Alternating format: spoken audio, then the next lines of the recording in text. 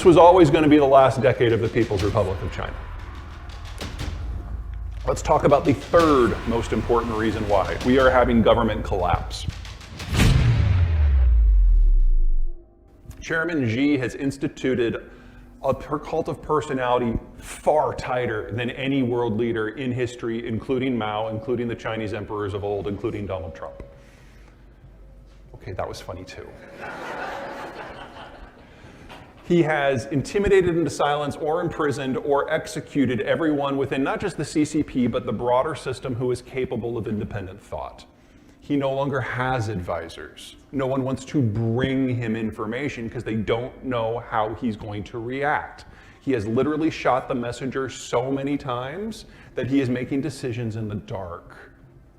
Now, this has horrible implications for any economic system, but in a one-man show, it means nothing gets done unless the leader gives you a written order, or you're one of the zealots who sees him on TV and is like, oh, this must be what he meant.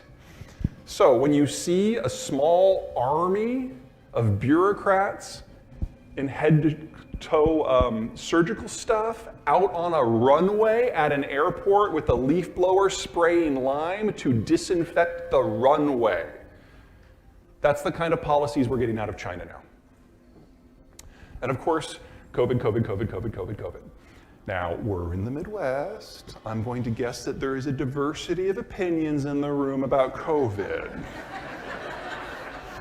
Some of us would probably side with vaccines, where others of us think that natural immunity is the way to go. And I think in the privacy of our own homes, when the door is closed and no one's listening, we do think to ourselves, you know, maybe the other side has a point. Okay, is that safe?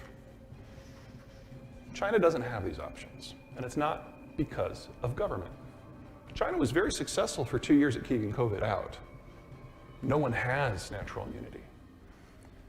And the Chinese domestically generated vaccine doesn't work.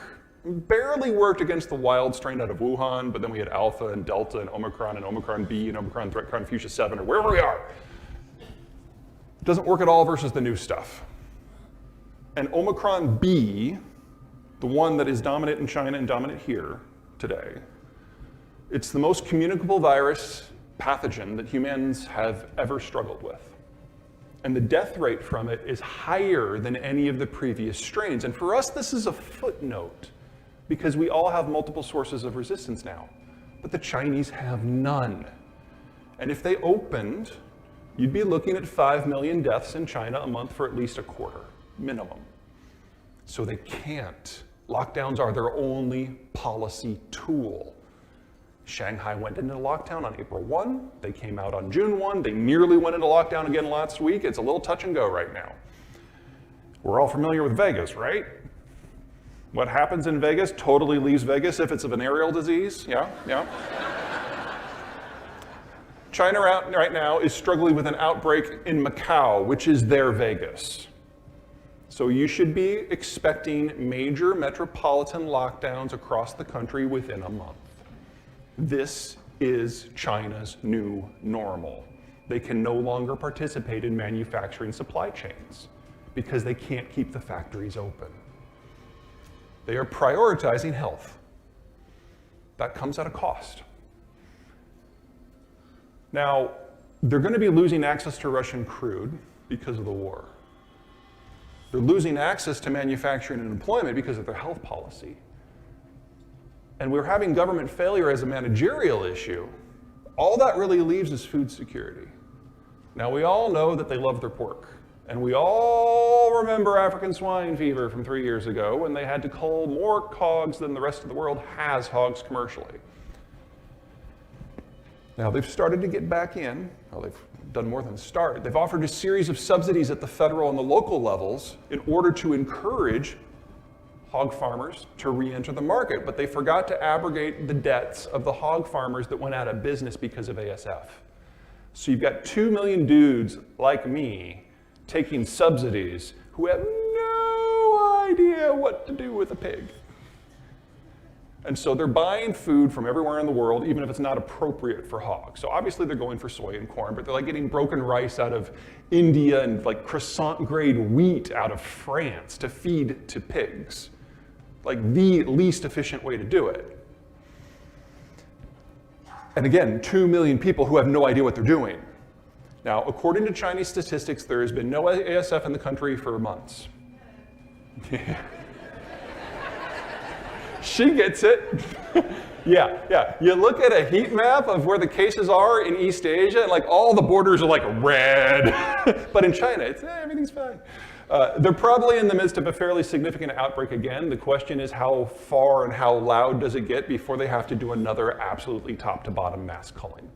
Whether that happens this year or next year, I don't know, because Chinese data, but we know it's coming. And if they don't have pork, all they've got left is rice. Rice is the most phosphate input intensive, phosphate is the crop that needs the most. Rice is the crop that is most phosphate intensive. Wow, that took like 4 tries. And so the Chinese have traditionally been the world's largest producer and exporter of phosphate because it's a food security issue. Well, they've stopped all exports until further notice. So we've lost potash because of the Ukraine war. We've lost phosphate because of Chinese mismanagement. Let's talk oil. This is total investment from all state and all private into all oil and all natural gas globally. And back in 2014, a narrative took hold in the financial centers of the world that fossil fuels were done. By 2030, we're going to be off of them. And since it takes 3 to 8 years to bring a field online, and another 5 to 15 years to break even, why in the world would you put your hard-earned money into a fossil fuel project when you will never get it back? Now, there's a lot of things about that line of reasoning that are wrong in my opinion, but it took hold. And over the next several years, total investment into the space dropped by 2/3. So lesson number 1 from that, it takes 3 to 8 years to bring a new field online. If we triple investment today, we don't get back to 2019 prices until 2025, if we start today. Now that's what's true for the whole, the average. That doesn't necessarily hold true for each individual circumstance. This is by far my favorite graphic series. I like to call this the checkbook map, because every dot is someone who can pay their power bill. That's where the world's oil and gas comes from. This is, in one picture, a lot of the angst of the last 70 years. It's just, it isn't convenient to where we live. And getting it from A to B, that's part of the angst of the global system. Now watch North America, watch Saudi Arabia. Here's where the shale is. There's 20-odd things about American shale that are fundamentally different compared to conventional energy. I think this is the most important one, at least for the moment. For us, only for us, we produce it where we live. And yeah, the Texans are gonna bitch about having to get it across state lines, but it's not like you're going to central Siberia. This is easy, this is a good problem.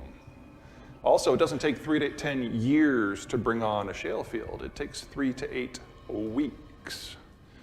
Now, that was back in 2019 before we had the everything in shortage economy. Now it's more like 3 to 8 months, but still, order of magnitude better. But not for anyone else. This is where the oil flows. The thicker the line, the more tankers are on that route. This is the route that matters the most. It is a convenient 6,000 to 7,000 mile sail from the Persian Gulf to the Chinese coast. Now, we've all heard those stories about the Chinese having this massive navy, over 600 ships, versus our 290. However, 90% of the Chinese fleet would fit in this auditorium. Not all at the same time, don't be a dumbass. One at a time. They don't have range. If no one's shooting at them, so they can go slow and in a straight line to conserve fuel, they can go 1,000 miles, maybe. Most of them you're talking under 400 under a war scenario, whereas our fleet is entirely blue water. So if there is a real conflict in which the Chinese are involved, someone who does not care for them, and that is a long list these days, is going to put 2 destroyers in the Indian Ocean basin and cut the energy line, and China deindustrializes within a year.